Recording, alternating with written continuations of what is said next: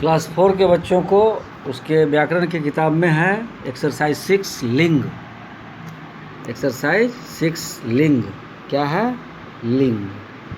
यह लिंग क्या है? अब इसको आप देखिएगा कि कोई भी सब्जेक्ट आप पढ़ते हैं तो सबसे पहले मन में आता है उस सब्जेक्ट के प्रति कि वह है क्या और इसका महत्व क्या है। तो लिंग का महत्व है कि यह आपके भाव को अभिव्यक्त करने में सार्थकता दिखाता है।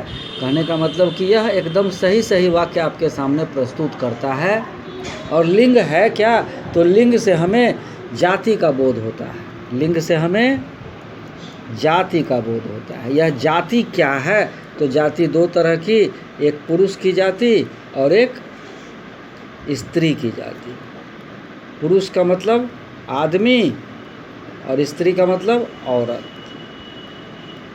ये जो पुरुष जाति के बारे में बताए उसको हम पुल्लिंग कहेंगे और जो स्त्री जाति के बारे में बताए उसको हम स्त्रीलिंग कहेंगे।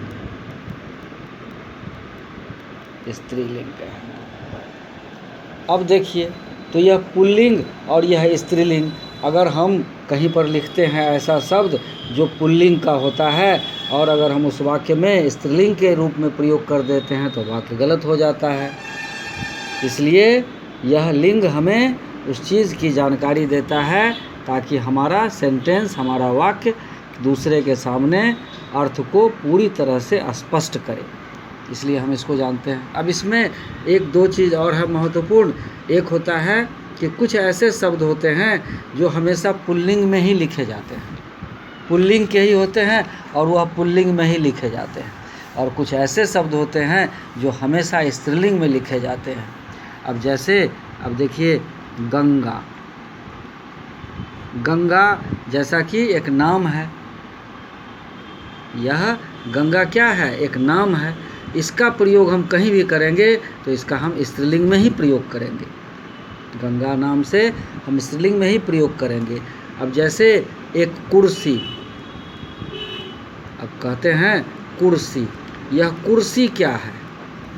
तो कुर्सी स्त्रीलिंग का शब्द है। इसका जहीं कहीं भी प्रयोग करेंगे तो हम इसका स्त्रीलिंग के रूप में ही प्रयोग करेंगे। उसी तरह से पुल्लिंग में भी है।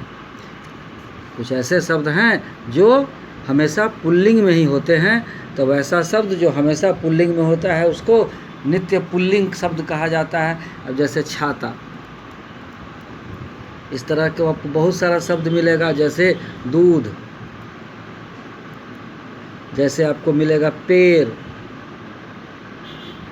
जैसे मिलेगा दरवाज़ा, लोटा। ये आज आपके किताब में भी बहुत सारा ऐसा वर्ड मिल जाएगा। आपको समझना था, इसके लिए मैंने आपको ये सारा बताया। अब आप इसको देखिएगा। और कुछ ऐसे शब्द होते हैं जो स्त्रीलिंग और पुल्लिंग में समान रूप से लिखे जाते हैं। कुछ ऐसे शब्द होते हैं जो स्त्रीलिंग और पुल्लिंग में समान रूप से होते हैं। जैसे डॉक्टर, प्रोफेसर, प्रधानमंत्री, राष्ट्रपति, मैनेजर, सर्जन, इंजीनियर।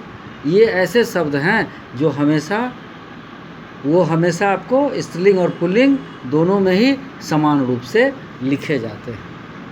अब आपकी किताब में भी है, इस सब देखिए इसको और इसको याद कीजिए।